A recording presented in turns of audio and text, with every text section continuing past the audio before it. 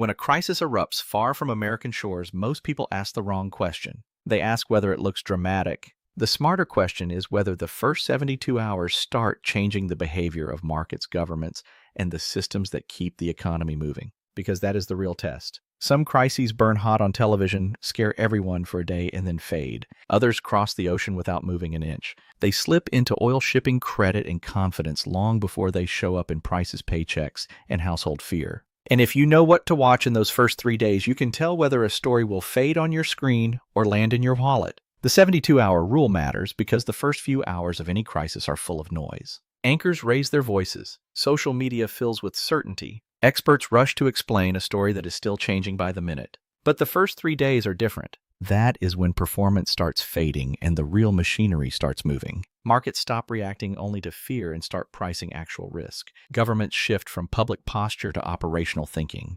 Businesses begin deciding whether to wait, reroute, hedge, or prepare for pain, and that is why this window matters so much. In those first 72 hours, a crisis begins, revealing what it really is. A brief shock can still look terrifying on television while the deeper systems remain calm. But if the White House changes tone, if energy markets stay tense, if shipping routes tighten, if capital starts running towards safety instead of opportunity, then the story is no longer living on headlines alone. It is entering the bloodstream of the economy, not spectacle. Signal, not drama. Direction, the question is not whether the crisis looks serious. The question is whether the institutions that carry economic risk are starting to behave as if it is serious. And once they do, the clock starts ticking toward Main Street. The first signal to watch is energy, because energy is where distant instability often stops being distant. Oil is not just a commodity on a trader's screen. It is fuel for trucks, planes, factories, farms, deliveries, and daily movement across the economy. So when a crisis breaks near a vital route,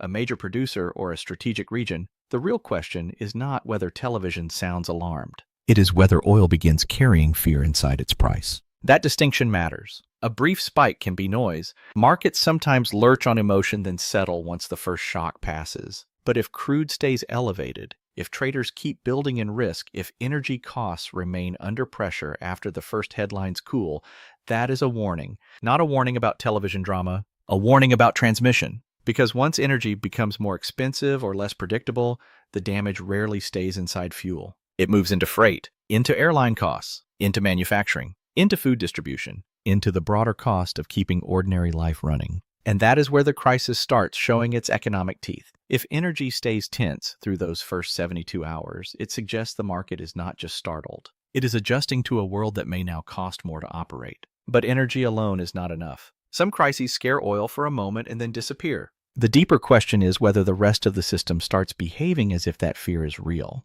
The second signal is the financial market. And this is where people often get fooled. They see red numbers on a screen and assume the economy is already under attack. Not necessarily. Markets can panic fast and recover just as fast. A sharp sell-off by itself can be fear. A broader flight to safety across stocks, bonds, credit, and currencies is something else. That is when the system stops flinching and starts repositioning. Watch the pattern, not the spectacle. If stocks wobble for a few hours, but oil cools, credit stays orderly, and investors stop hiding, the shock may fade. But if money begins running towards safety, if risk assets stay weak, if the mood remains defensive through the first 72 hours, that tells you something colder. It tells you the people paid to price danger are no longer treating this like a headline. They are treating it like a possible change in economic conditions. And that matters because finance moves ahead of ordinary life. Long before families feel anything at the pump or at the checkout line, markets begin signaling that money may soon cost more, confidence may thin out, and businesses may grow more cautious. Fear on television is loud. Fear in capital markets is quieter, but it is often far more dangerous. Still, Wall Street is only one piece of the puzzle, because the moment that really changes the story is when Washington starts speaking one way in public and preparing another way behind closed doors. That is the third signal. Washington, because this is where language and reality begin to separate.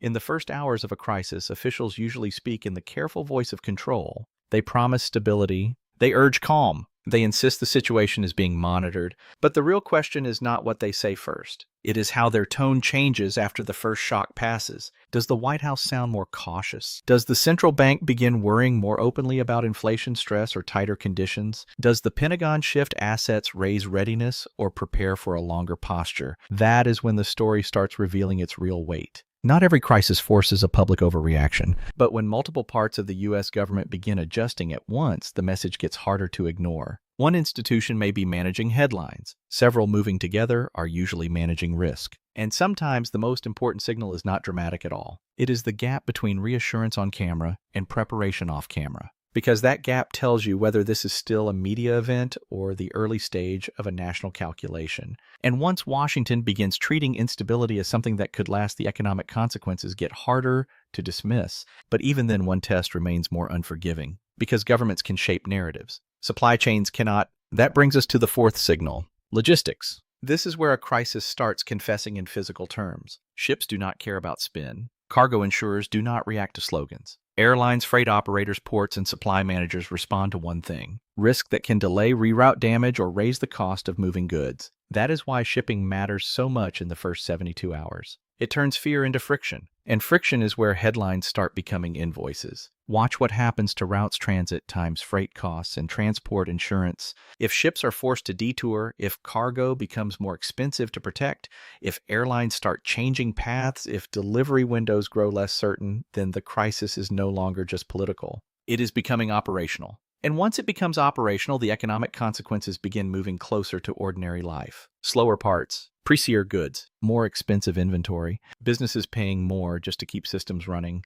This is where a distant event begins entering the bones of the economy, not as a speech, as delay, not as a map, as cost, because the moment goods become harder to move, the pressure does not stay at sea or in the air. It travels into factories, stores, repair shops, and household budgets. But even this is not the final test. A crisis can rattle oil markets and shipping for a moment and still fade. The question that changes everything is whether the event is actually escalating or only sounding like it is. That is the fifth signal: real escalation. Because rhetoric moves fast. Politicians speak in absolutes. Commentators predict the worst. Social media turns every threat into a countdown. But real escalation leaves a different kind of trail. More assets move. More routes are disrupted. More sanctions appear. More retaliation follows. The systems underneath the headlines begin shifting in ways that cannot be explained away as noise. That distinction is everything. A crisis can sound apocalyptic and still cool down once the first wave of emotion burns off. But if the first 72 hours bring not only angry words but fresh deployments,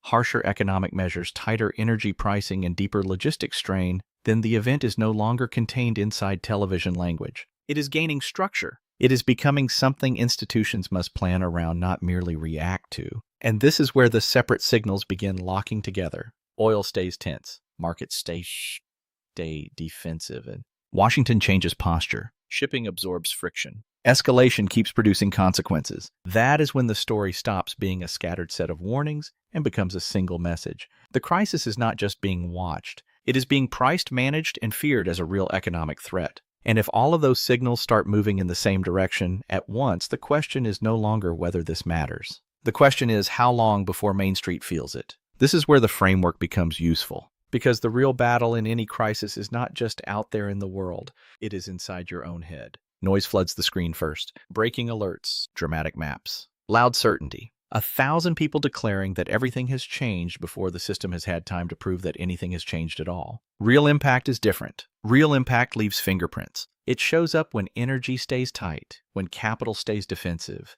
when Washington shifts from reassurance to preparation, when shipping absorbs lasting friction, and when escalation keeps producing consequences instead of just headlines. That is how you separate panic from pressure. Panic is fast, emotional, and often shallow. Real economic stress is slower, colder, and more persistent. It does not always arrive with the loudest sound. It arrives when multiple systems begin confirming the same danger at the same time. And once that happens, the story is no longer about what people are saying. It is about what institutions are doing. That matters because most people lose clarity in one of two ways. They either overreact to spectacle or they underreact to structure. This framework protects you from both. It tells you not to worship headlines, but not to dismiss them blindly either. Because the safest person in a crisis is not the one consuming the most news. It is the one who knows when news is turning into cost. And the clearest way to see that is through example. Picture 3 versions of the same breaking news moment. In the first, the images are dramatic, the language is heated, and social media is convinced the world has changed overnight. But oil settles. Markets recover. Shipping keeps moving. Washington sounds firm then measured. That is scenario A. Loud headline, Limited economic damage. The crisis may still matter politically, but it is not yet breaking into everyday American cost. Now picture scenario B. Oil does not explode, but it holds higher. Markets stay cautious instead of snapping back. Freight costs begin creeping up. Officials stop sounding relaxed and start choosing their words more carefully. This is the middle zone. The story may not hit all at once, but pressure begins building under the surface. Prices start feeling heavier. Businesses grow more defensive. Consumers may not panic, but they begin paying for uncertainty. Then comes scenario C. Oil jumps and stays tense. Investors run for safety. Shipping routes absorb real friction. Washington shifts from reassurance to preparation. More actions follow the first one. More consequences follow the words. That is the moment the crisis stops being overseas in any meaningful economic sense. Main Street may not feel it instantly, but it is already on the way. Through fuel, through goods, through travel, through insurance, through credit, through confidence. And that is the real value of the 72-hour rule. It does not promise perfect prediction. It gives you something better, a way to stay calm without becoming blind. So here is the final point. The 72-hour rule is not about predicting every crisis perfectly. It is about refusing to be ruled by spectacle. In an age when every alert feels urgent and every map looks historic, the people who stay grounded are not the ones chasing the loudest headline. They are the ones watching the right signals. Energy, markets, Washington, logistics, escalation, not because those signals remove uncertainty, because they reveal whether uncertainty is becoming economic reality. That is the difference between fear and judgment. Fear reacts to volume. Judgment reacts to evidence. And when several of those signals begin moving at once, the meaning of the story changes. It is no longer a distant event for experts to debate on television. It is a developing pressure that can move toward fuel costs, prices, credit hiring, travel, business confidence, and family budgets here at home. That is why this framework matters. It gives you a way to read the first 3 days without getting lost in noise. And once you can do that, you are no longer just watching a crisis. You are understanding when it is still overseas and when it has already started crossing into the U.S. economy. The deeper lesson is simple. People do not lose control in a crisis only because events are dangerous. They lose control because they cannot tell the difference between noise and signal. They drown in headlines, react to emotion, and miss the quieter shifts that actually shape what happens next. But the person best prepared for uncertainty is not the person glued to every update. It is the person who knows what to watch, what to ignore, and when a distant shock is starting to become a domestic cost. That is what the 72-hour rule gives you. Not certainty, clarity. Not panic, perspective. In a world where global crises can travel through oil shipping confidence and price long before they ever reach your street, that clarity matters. If you're watching this, comment your location and local time, and subscribe if you want more videos that break down world crises by the one standard that matters most, when they start affecting real life in America.